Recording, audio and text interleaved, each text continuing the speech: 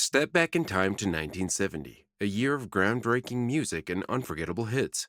From soul-stirring ballads to electrifying rock anthems, we're counting down the top 10 songs we'll never forget from 1970.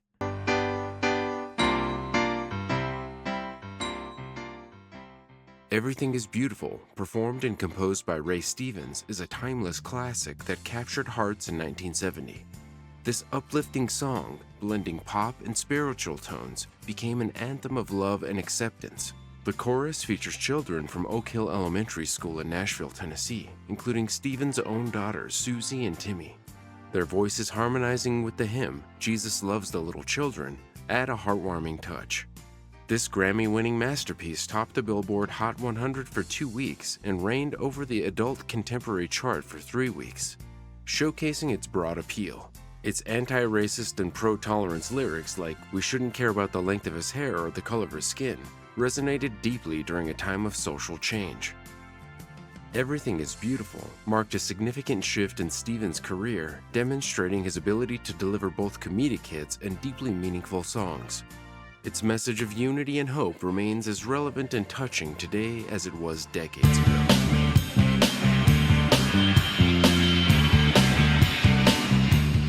Get Ready, performed by Rare Earth, is a rock-infused masterpiece that took a soulful Motown track to new heights. Originally recorded by The Temptations, the song had found success on the R&B charts, but didn't reach its full potential until Rare Earth transformed it. The band, known for their dynamic live performances, had already made Get Ready a fan favorite before officially recording it. For their 1969 album, Get Ready, Rare Earth took creative control, recording an extraordinary 21-minute-long version of the song. They later trimmed it to a radio-friendly single, injecting electrifying energy and rock flair into the soulful classic. The album, named after the track, became a monumental success, achieving RIAA Platinum certification and marking a pivotal moment in the band's career. Released as a single in 1970, Get Ready soared to number 4 on the Billboard Hot 100, cementing Rare Earth's place in music history. This unforgettable track remains a standout example of the perfect fusion of rock and Motown soul.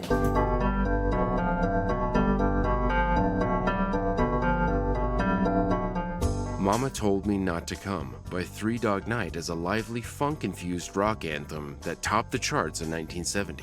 Originally written by Randy Newman for Eric Burdon's solo album in 1966, the song found massive success with Three Dog Night's energetic cover. Released on their It Ain't Easy album, the band's version showcased Corey Wells' playful lead vocals, Jimmy Greenspoon's distinctive Wurlitzer piano, and Michael Alsop's electrifying guitar riffs, with unedited backing vocals by Donna Summer adding a special touch. The single resonated with audiences, becoming the number 11 song of 1970 on Billboard's year-end chart, and earning gold certification alongside the album on July 14, 1970. Notably, it was the very first number 1 hit on Casey Kasem's iconic American Top 40 broadcast.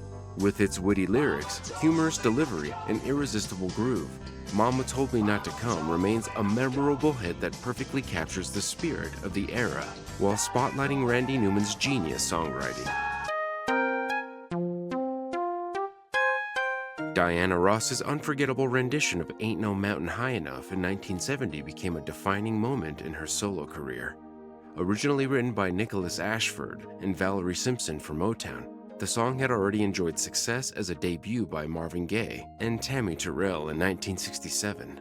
However, Ross's dramatic gospel-inspired version elevated it to new heights, earning her first solo number 1 hit on the Billboard Hot 100 and a Grammy nomination for Best Female Pop Vocal Performance. The production, featuring spoken word passages and sweeping orchestration, brought a fresh, emotional intensity to the already beloved track.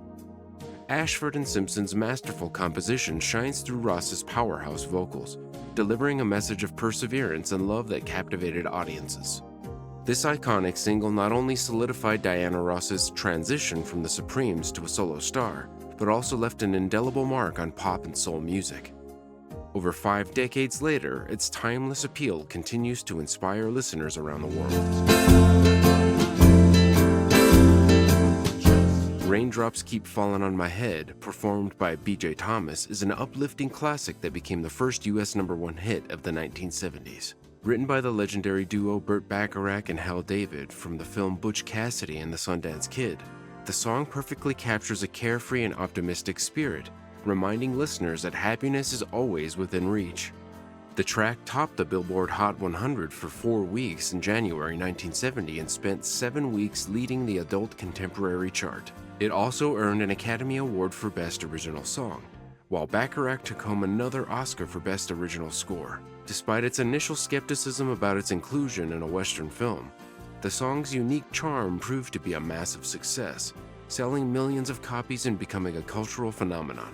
With its timeless melody and heartfelt lyrics, Raindrops Keep Falling on My Head remains a shining example of Bacharach and David's songwriting brilliance, and a song we'll never forget from 1970.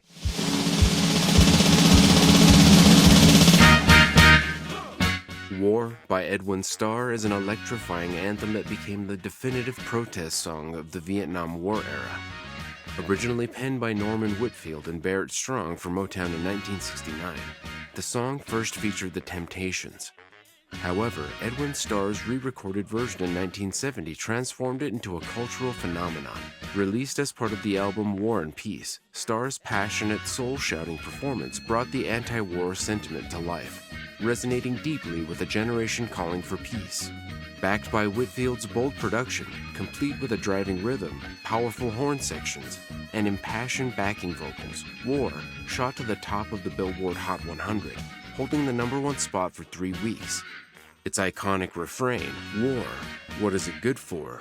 Absolutely nothing," became an enduring rallying cry for the counterculture movement.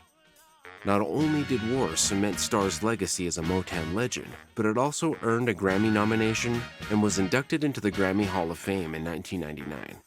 Its raw energy and message remain as impactful today as they were in 1970. American Woman by the Canadian rock band The Guess Who became an anthem of 1970 and a symbol of its time. Released in January 1970 and later as a single in March, the track soared to #1 on the Billboard Hot 100 for 3 weeks, starting May 9th, and achieved similar success on the Canadian RPM Singles Chart. The song was certified gold on May 22, 1970, and remains one of the most iconic rock hits of the year. The track's creation was as spontaneous as it was memorable. During a live concert in Ontario, guitarist Randy Bachman stumbled upon the now famous riff while tuning his guitar. The band joined in and lead singer Burton Cummings improvised the lyrics on the spot. Later, they captured the magic by listening to a bootleg recording of the performance. Although some interpreted the song as a political statement or anti-American anthem, the band clarified it reflected their preference for familiar Canadian comforts. Its raw energy and unforgettable riff made it a defining track of its era.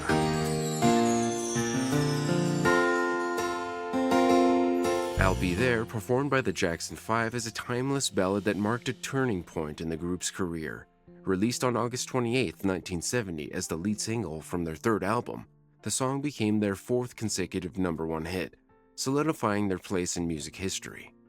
Written by Berry Gordy, Hal Davis, Bob West, and Willie Hutch, the track showcases the group's versatility, moving from bubblegum pop to a soulful, heartfelt performance.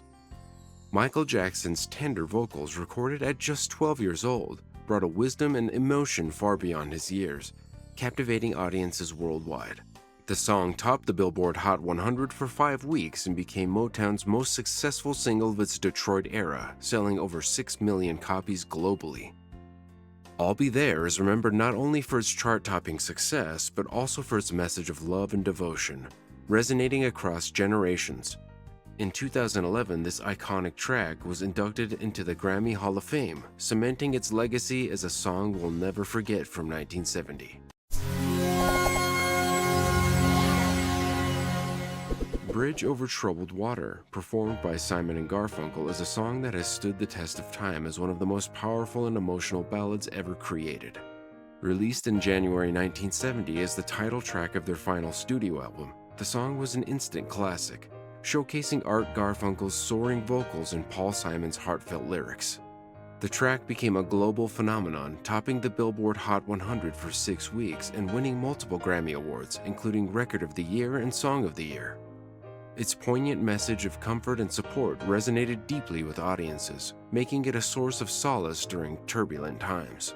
With its lush orchestration and gospel-inspired arrangement, Bridge Over Troubled Water marked a high point in the duo's illustrious career. It remains a timeless anthem of hope and resilience, cementing its place not only in 1970, but in the hearts of listeners across generations. A song we'll truly never forget.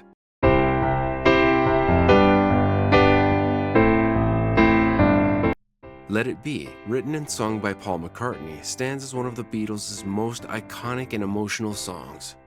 Released on March 6, 1970 as both a single and the title track of their final studio album, the song became a global sensation. Its soulful melody and introspective lyrics, inspired by a dream McCartney had of his late mother, Mary, offered comfort and hope during turbulent times. This masterpiece debuted at number 6 on the Billboard Hot 100, a record-breaking start at the time, and soon climbed to number 1. The single version, produced by George Martin, features a softer touch, while the album version, produced by Phil Spector, includes a more prominent guitar solo and orchestration. Let It Be marked the end of an era, being the last single released before McCartney announced his departure from the band. With its timeless message of peace and resilience, it remains a poignant farewell and unforgettable anthem of 1970. Thanks for joining us on this nostalgic journey through 1970's greatest hits. Which of these songs is your all-time favorite? Let us know in the comments.